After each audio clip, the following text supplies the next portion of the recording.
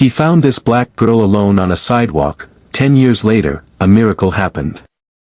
It was the coldest day of winter when Jack Turner, a weary middle-aged man with graying stubble and a heart quietly breaking from a life that hadn't turned out the way he dreamed, noticed a small figure huddled under a street lamp.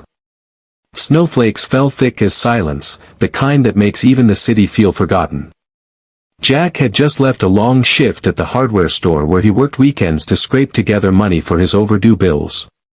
His hands were cracked and rough from years of labor, his soul a little more so. He wasn't looking to be a hero that night, he was just trying to get home. But then he saw her. A little black girl, maybe 7 or 8, sitting on the edge of the sidewalk. No coat. No shoes. Just a threadbare dress and haunted eyes far too old for her tiny face. Jack froze.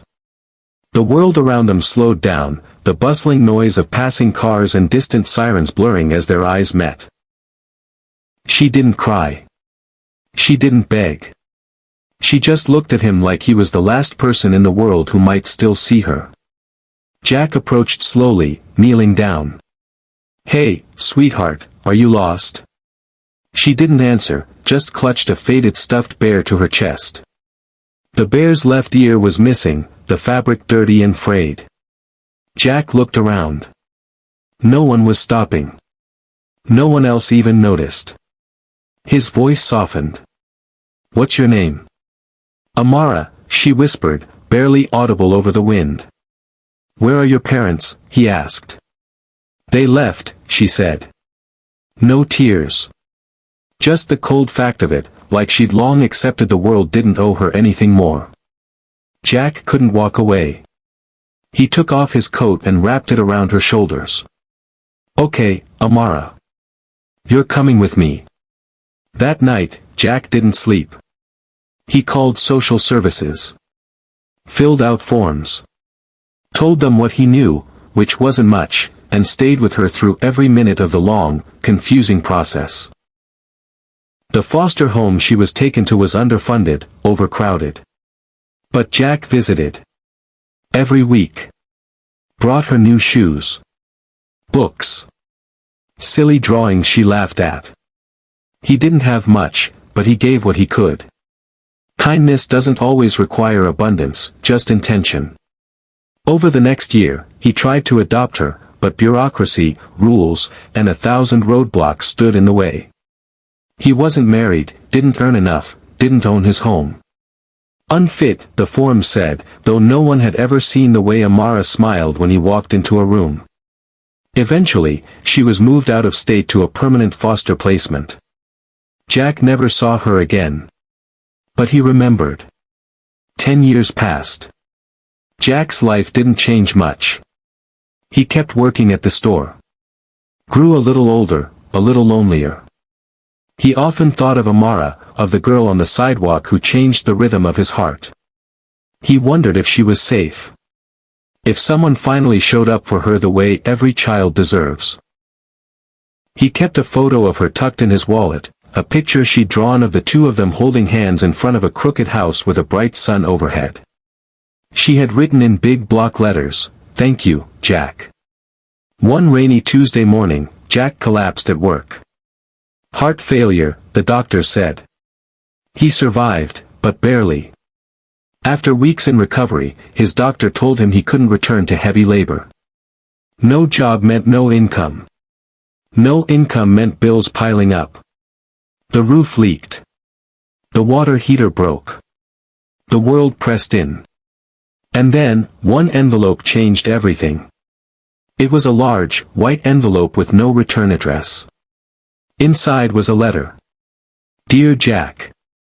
10 years ago, you found a little girl who had been abandoned, not just by her parents, but by a system, by hope, by everything. But you didn't turn away. You saw her.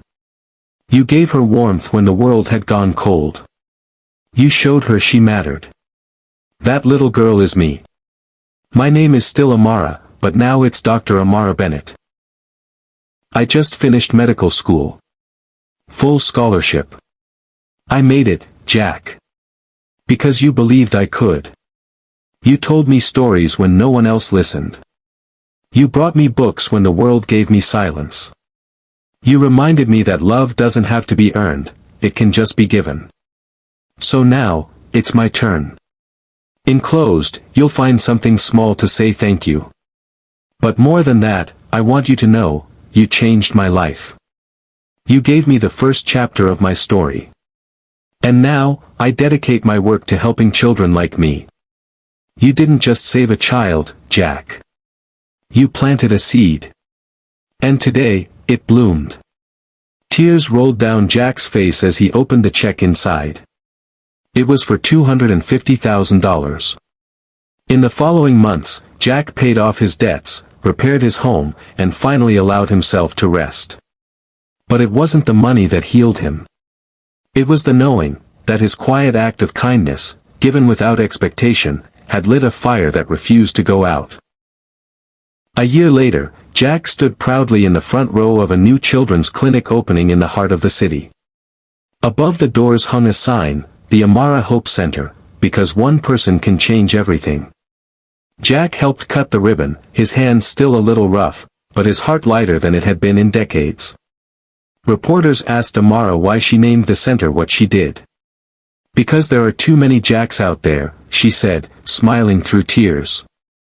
Men and women who don't think they matter. Who believe their small acts go unnoticed. But they don't. They create miracles. Maybe not right away. But they ripple through time. The crowd applauded. Jack stood back, quiet as always, watching the children flood into the building, kids who would now have a place to feel safe, to be seen, to dream. Sometimes, the smallest rescue changes the biggest lives. And sometimes, miracles don't come with trumpets or lightning bolts. They come wrapped in threadbare coats on cold sidewalks, whispered in quiet gratitude, and returned a decade later in ways no one could have imagined. Because kindness is never wasted. And hope never forgets.